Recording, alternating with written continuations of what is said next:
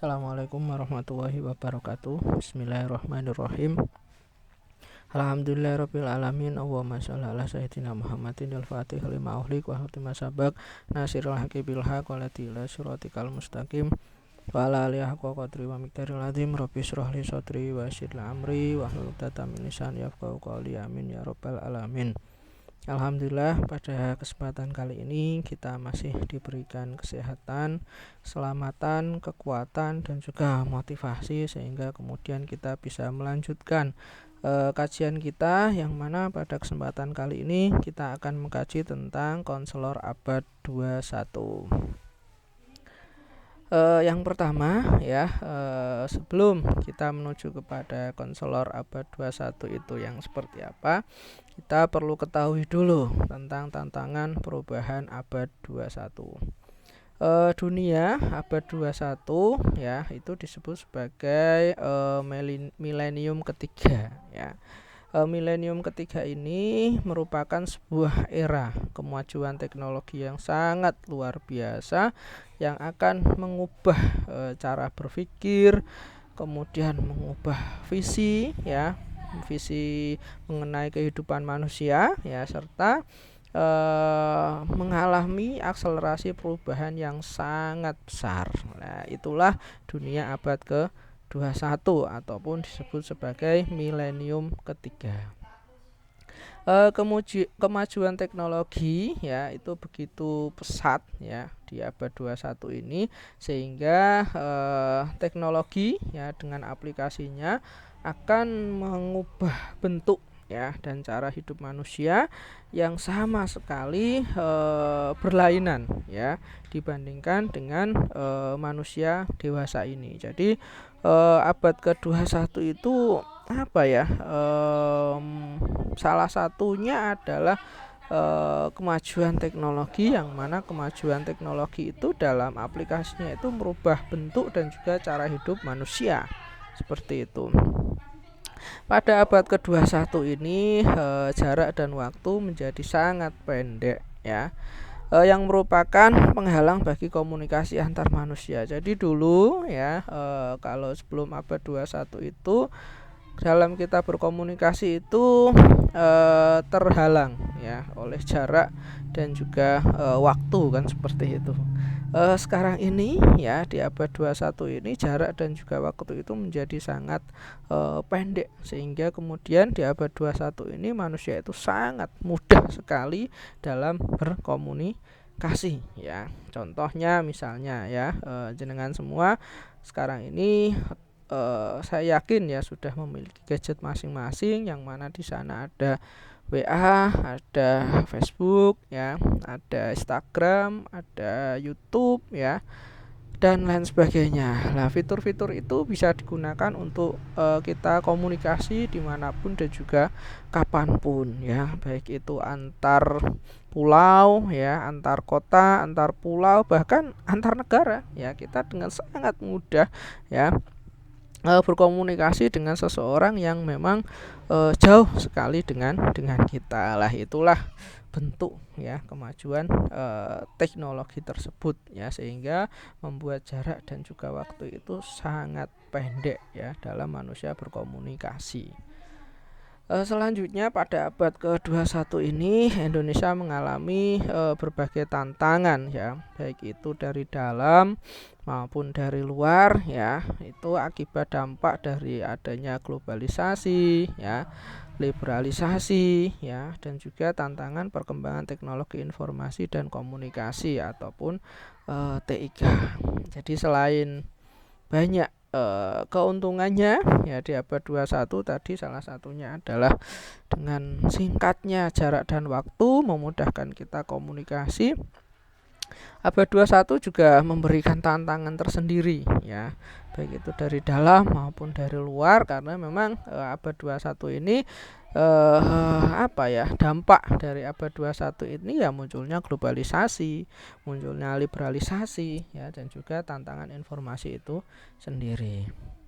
Implikasi dari tantangan ini ya itu memicu ya kebutuhan negara untuk membangun sumber daya yang berciri produktif, kemudian cerdas ya, terampil TIK ataupun teknologi informasi dan komunikasi ya, mantap secara emosional dan juga spiritual ya, serta mampu bersaing di peringkat lokal dan juga global, dan juga memiliki jati diri bangsa yang tinggi. Jadi apa ya, agar supaya bangsa Indonesia ini mampu menghadapi tantangan abad 21, maka bangsa Indonesia ini harus membangun sumber daya yang tadi ya, yang berciri-ciri tadi, produktif, cerdas ya, terampil TIK, mantap secara spiritual dan emosional, mampu bersaing di tingkat lokal maupun global ya, dan juga memiliki jati diri bangsa yang tinggi.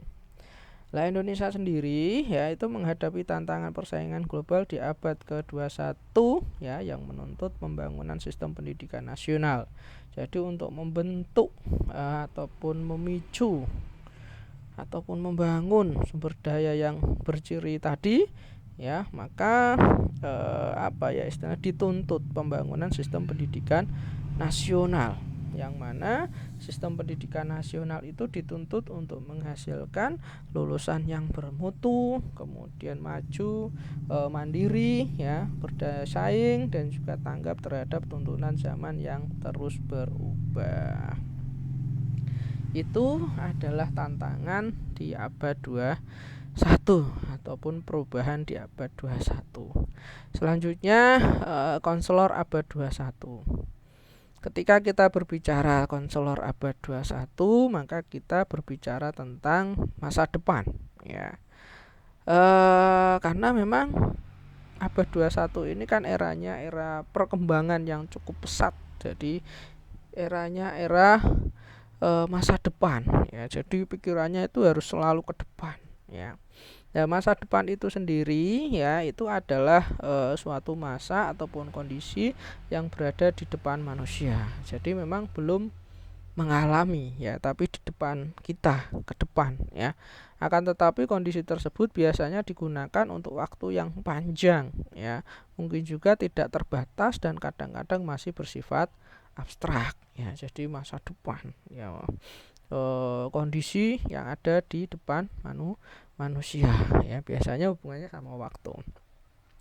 Masa depan ya, itu adalah masa yang penuh dengan perubahan, penuh dengan resiko, kemudian sangat kompleks, penuh tantangan dan penuh peluang yang harus dihadapi oleh manusia dengan kualitas dirinya, dan manusia tersebut harus mampu berkompetisi ya. Itu masa depan.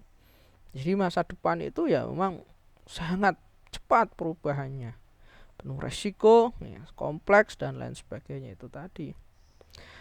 Nah sedangkan konselor masa depan ya, atau konselor abad 21 adalah konselor yang menatap masa depan ya, konselor yang mampu mengantisipasi masa depan. Jadi konselor masa depan dia harus mampu menatap masa depan, mampu mengantisipasi masa depan ya. Yang seperti apa? Yaitu konselor yang dapat melihat jauh ke depan dan siap mengarungi kehidupan masa depan, sehingga akan tetap eksis di dalam menjalani profesi konseling. Jadi konselor masa depan ataupun abad 21 itu dia harus melihat ke depan dan siap mengarungi kehidupan masa depan, sehingga apa? Sehingga dia dapat tetap eksis dalam menjalani profesi konseling. Nah, konselor masa depan ya, ataupun konselor abad 21 ini ada beberapa karakteristiknya.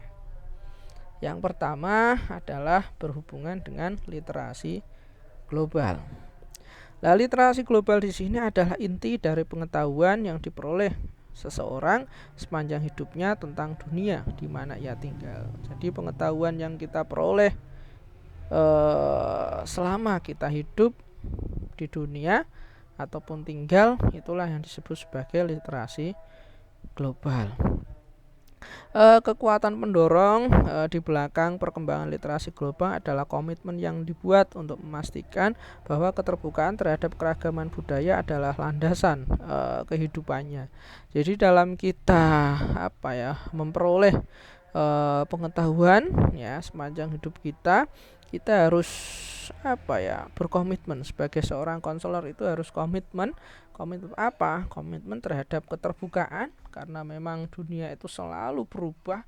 Jadi kita harus terbuka, jangan kaku, jangan menutup diri, karena memang perubahan itu sangat cepat ya. Perubahan terhadap apa? Khususnya perubahan terhadap keragaman budaya ya. Jadi karena tadi jarak dan waktu itu semakin singkat, sehingga kemudian kita bisa sangat mudah komunikasi antar satu orang dengan orang yang lain, antar budaya satu dengan budaya yang lain, antar negara satu dengan negara yang lain, sehingga kemudian kita harus terbuka terhadap keragaman budaya.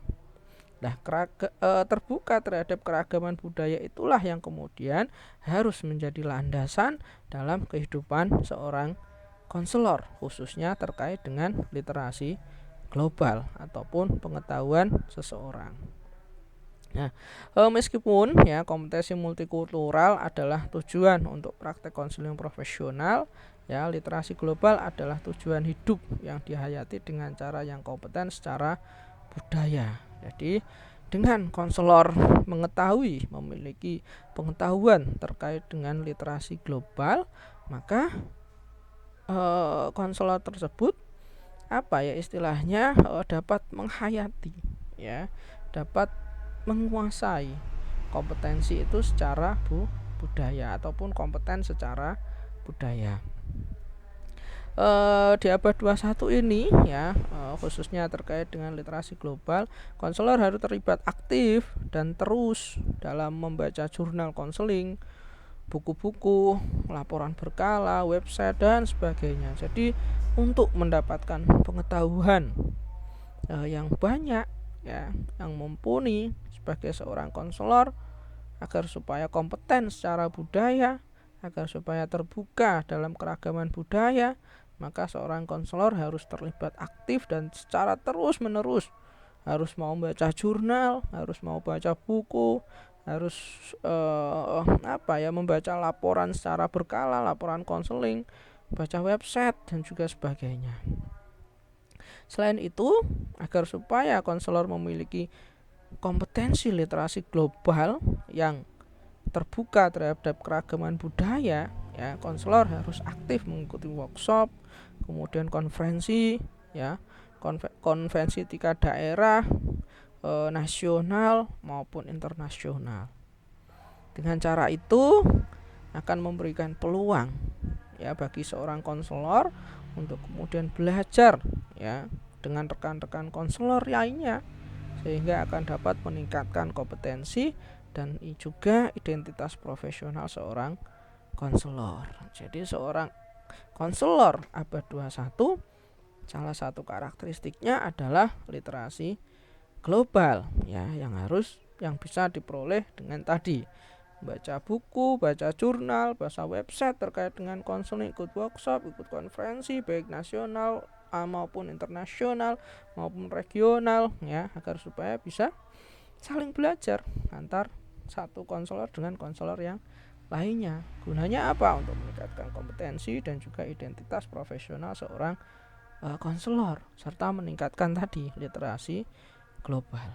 Jadi konselor itu harus pintar ya, harus paham ya dengan berbagai karakteristik klien ataupun berbagai karakteristik konseli yang datang pada kita. Maka tingkatkan terus literasi global seorang konselor. Yang kedua, konselor abad 21, yang kedua adalah konselor itu harus kreatif, inovatif, produktif dan menyenangkan. Konselor ya masa depan ataupun konselor di abad 21 adalah konselor yang dalam menjalankan profesi konseling itu mereka itu kreatif ya, mereka inovatif, mereka produktif dan menyenangkan. menyenangkan. Nah, untuk menjadikan profesi konseling yang menjadi kuat dan eksis ya, sehingga akuntabilitas konselor profesional secara nasional di Indonesia ini dapat diwujudkan. Jadi agar supaya profesi konselor ini bisa eksis ya, kemudian profesional ya, kemudian bisa berperan di kancah nasional ya, maka konselor itu harus tadi kreatif, inovatif, produktif dan menyenangkan dalam melaksanakan layanan konseling. Konselor yang kreatif, inovatif dan menyenangkan akan menjadikan proses konseling itu jadi hidup ya. Jadi dengan kreatif, inovatif, menyenangkan, konselingnya itu jadi hidup. Kemudian jadi berkembang, jadi dinamis dan juga menyenangkan bagi pihak yang dilayani. Ya, dalam hal ini adalah konseling, sehingga menimbulkan kepercayaan publik ataupun public trust.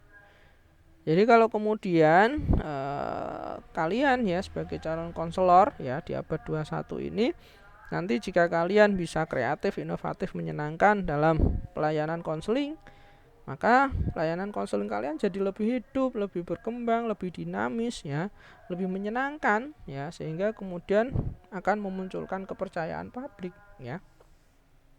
Lah, dengan cara itu ya tadi, dengan kepercayaan tadi, maka profesi konselor akan menjadi kokoh ya, banyak dicari orang dan menjadi pilihan yang sangat berguna bagi individu yang hidup dalam dunia yang sangat kompleks, yang sangat sibuk dan kemudian terus berubah, sehingga banyak pengalaman yang sulit dihadapi seseorang untuk segera diselesaikan.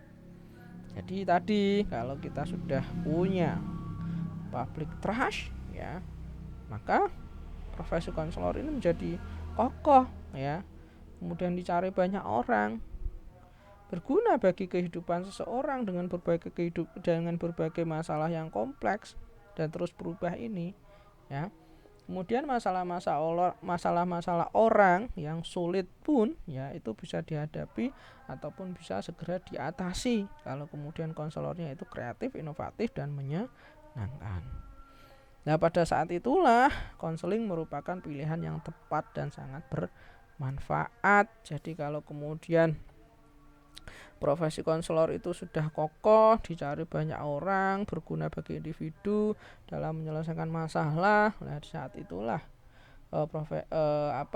konseling itu bisa menjadi sebuah pilihan yang tepat dan juga sangat bermanfaat. Selanjutnya, konselor yang kreatif ya itu adalah konselor yang selalu terbuka dengan gagasan ataupun kemungkinan baru. Jadi dengan semua ke depan ya sebagai konselor abad 21 harus selalu terbuka dengan gagasan ataupun kemungkinan baru. Namun terbuka dengan hal atau gagasan baru berbeda dengan proses secara aktif mencari dan mengembangkan gagasan. Jadi kalian sekali lagi harus terbuka ya, terbuka dengan gagasan-gagasan yang baru, jangan tertutup ya.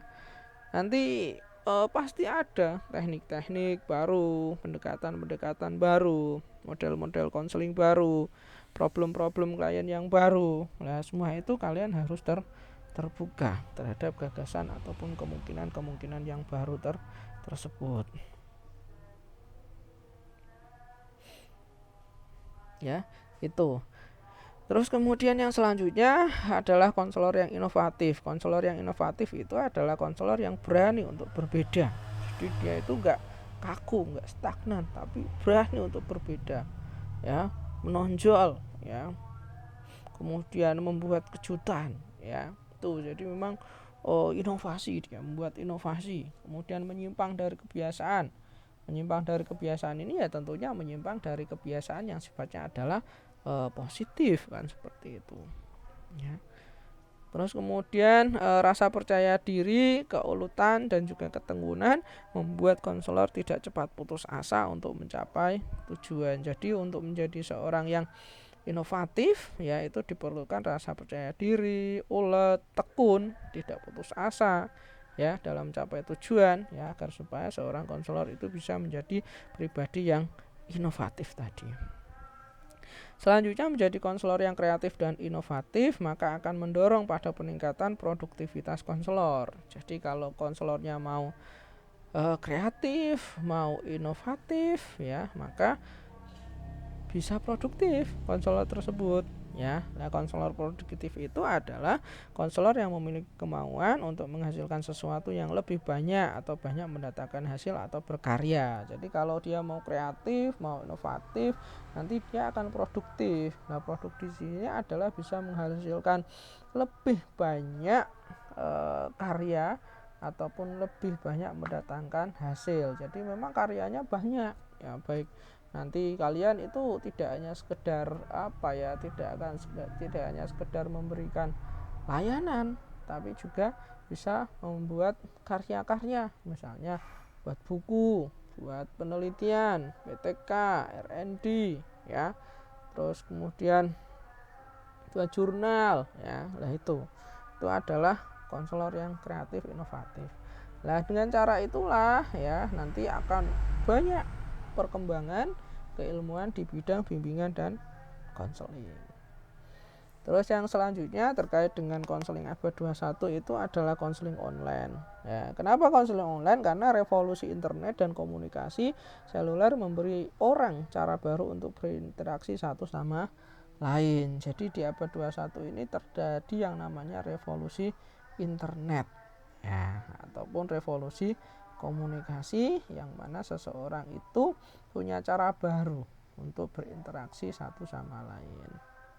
Nah, konseling online ini dapat didefinisikan sebagai praktik konseling profesional yang terjadi ketika konselor dan konselor berada secara terpisah dan memanfaatkan media elektronik untuk berkomunikasi melalui internet. Jadi yang disebut sebagai konseling online itu ya ketika antara konselor kemudian konseli itu berbeda pada tempat yang terpisah ya. Lah, dalam rangka melaksanakan proses konseling itu mereka menggunakan media elektronik ya untuk komunikasi, misalnya WhatsApp, Facebook, Instagram, email ya, apalagi ya, Zoom meeting, kemudian Google Meet dan lain sebagainya ya. Nah, konseling online ini dapat dibagi menjadi dua bagian besar, yaitu yang bersifat non interaktif dan juga interaktif ya. Interaktif itu disebut sinkronus dan non interaktif adalah asinkronus. Yang yang interaktif ataupun sinkronus ya, itu misalnya menggunakan media-media untuk komunikasi secara langsung, misalnya chat ya, terus kemudian video call ya, itu kan bisa komunikasi langsung. Terus kemudian yang non interaktif ataupun asinkronus ini menggunakan email ya. Email itu kan balasnya kan lama ya, tidak langsung kemudian dibalas seperti itu ya, itu namanya asinkronus ya.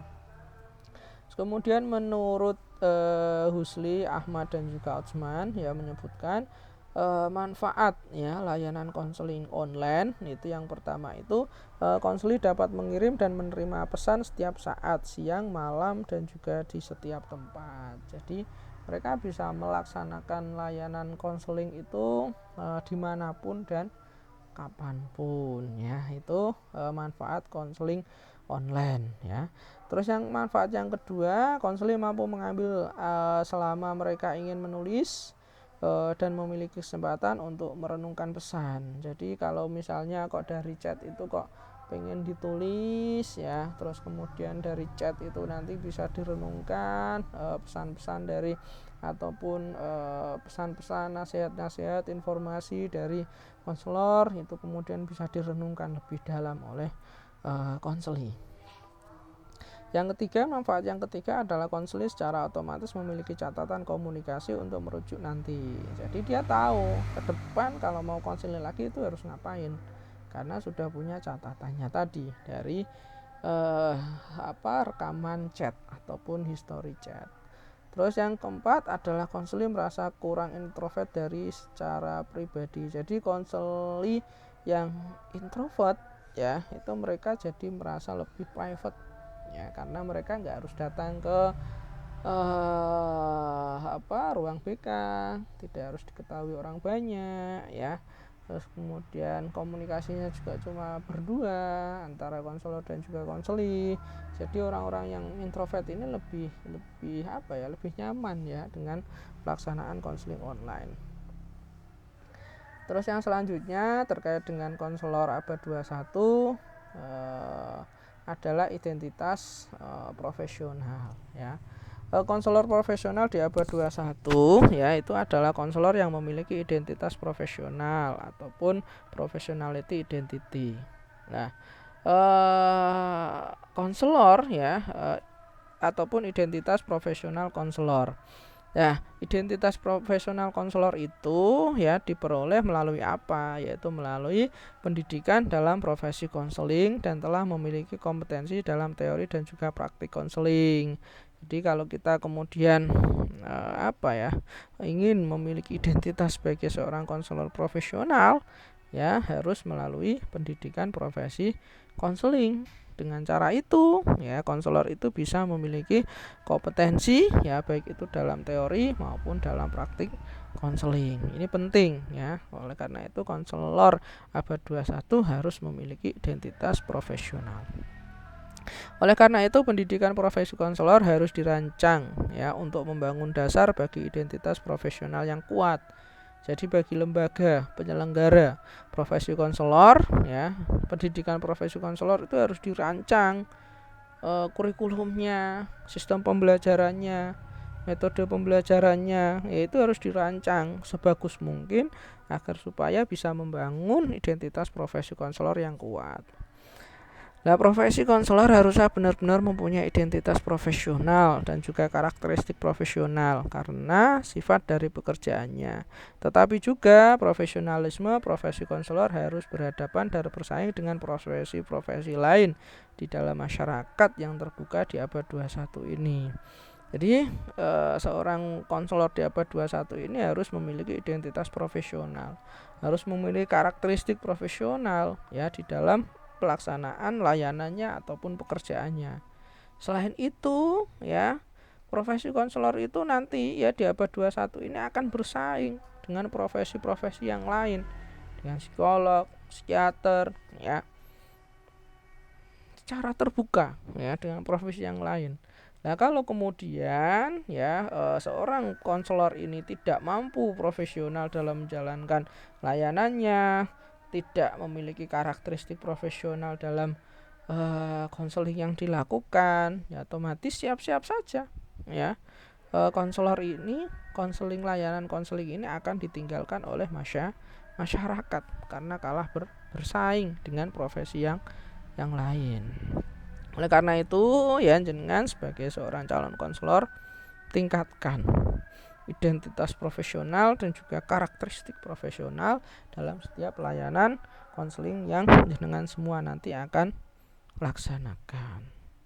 Terus yang selanjutnya terkait dengan konselor abad 21 itu adalah akuntabilitas profesi. Konselor profesional di abad 21 yaitu dalam menjalankan profesi konseling harus didasarkan bukti sebagai akuntabilitas suatu profesi.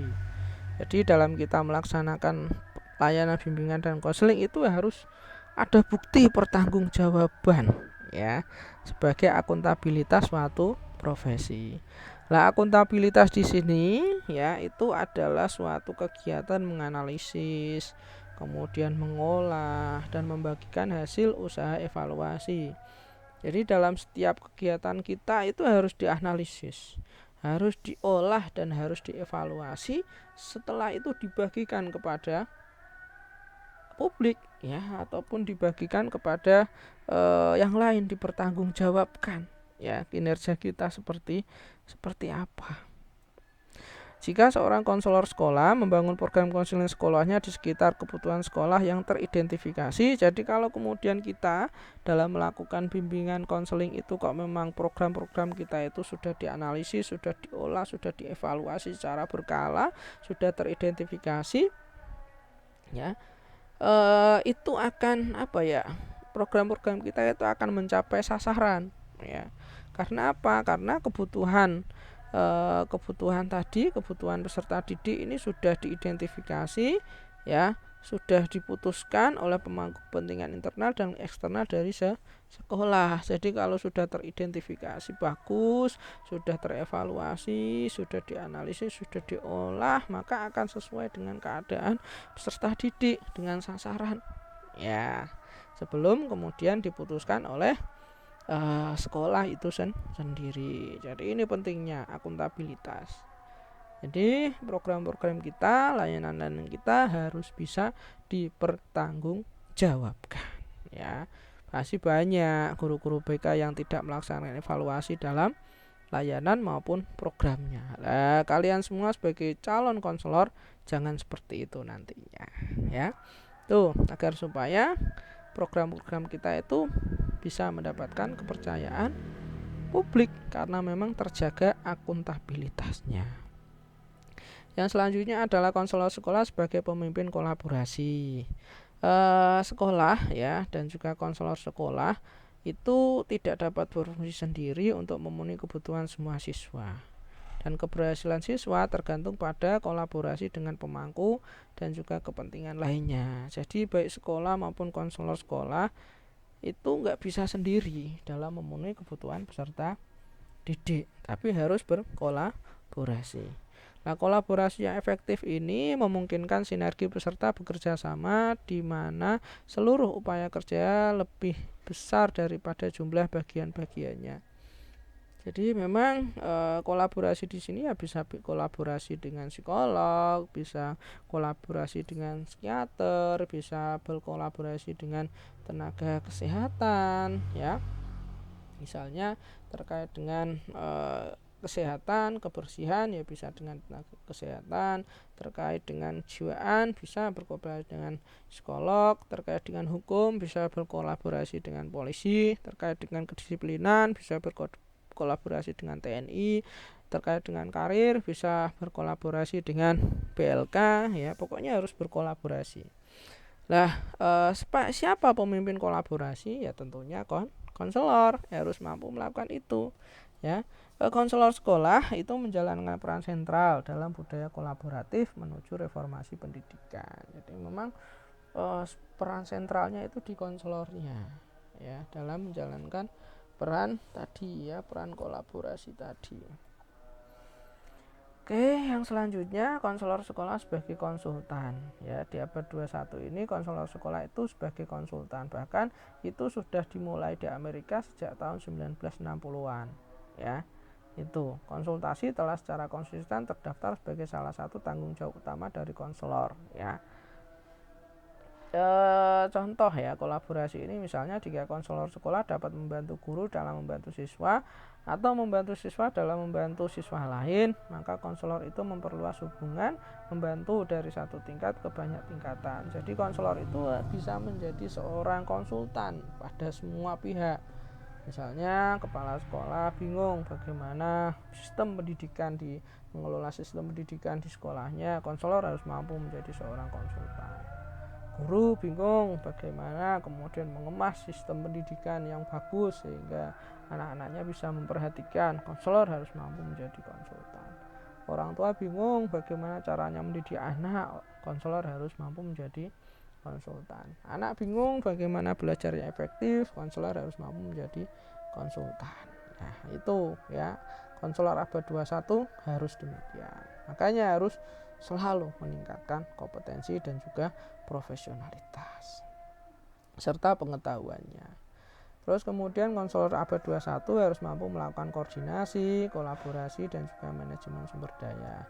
Lah, koordinasi konseling sekolah itu berarti memprioritaskan, mengorganisir dan menyampaikan komponen-komponen program seperti konseling individu ataupun kelompok, pelajaran bimbingan kelas, layanan konsultasi, konsultasi karir, akademik dan juga dukungan yang sistemik. Jadi itu selalu dikoordinasikan, ya, dengan sekolah maupun dengan komponen-komponen yang lain. Kemudian kolaborasi ada proses bermitra dan bekerja sama dengan pendidik, individu ataupun kelompok lain dari komunitas internal, ya, di sekolah maupun komunitas yang internal di luar sekolah untuk menyampaikan komponen dari program konseling sekolah. Dalam melaksanakan programnya harus bermitra, harus berkolaborasi. Terus kemudian mengelola sumber daya adalah memperluas program konselor sekolah di luar apa yang dapat dilakukan konselor hanya dengan membawa sumber daya manusia dan material seperti orang tua, siswa, guru, administrator, anggota masyarakat, mitra bisnis dan juga teknologi. Jadi semua itu harus mampu dikelola oleh konselor sumber daya tersebut. Ya, itu konselor abad 21. Oke. Demikianlah yang bisa saya sampaikan ya terkait dengan konselor abad 21. Semoga mencerahkan dan juga memotivasi kita untuk kemudian senantiasa berkembang dan juga belajar ya agar supaya bisa menjadi seorang konselor yang profesional dan kompeten ya. Dari saya cukup sekian. Terima kasih atas segala perhatian. Mohon maaf atas segala kekurangan. Semoga sehat selalu, semoga sukses selalu, dan semoga bahagia selalu. Wallahu muwaffiq ila aqwamit thoriq. Assalamualaikum warahmatullahi wabarakatuh.